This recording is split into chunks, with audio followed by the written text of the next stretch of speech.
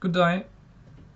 Today we are going to introduce this Google Sheets broker connector.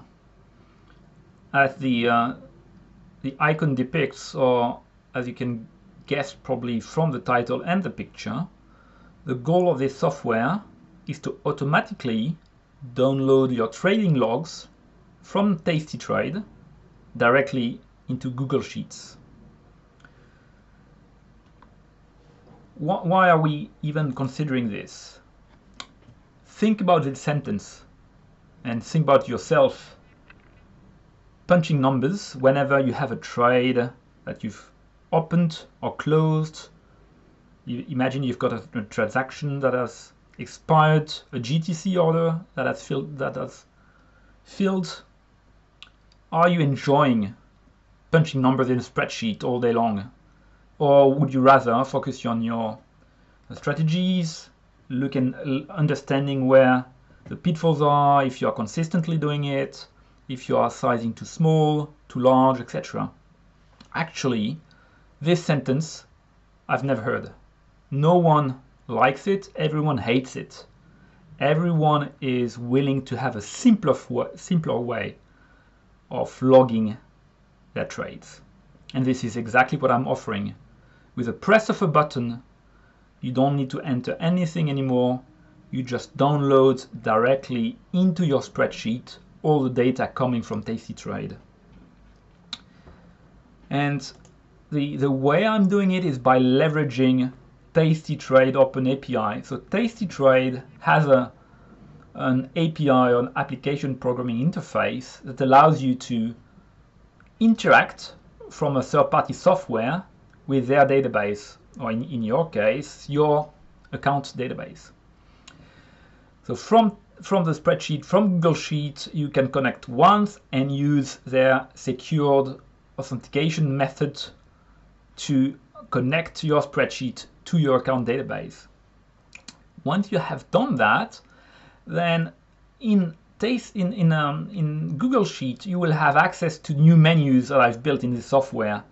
And with a click of a button, you can add new transactions, classify transactions, add your net liquidation, buying power, and the likes.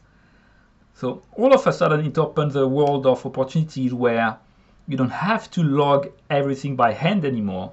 You click a button and you fetch data directly into your logging journal or your trading journal. So this is an example of things that will be automatically downloaded when you press a button.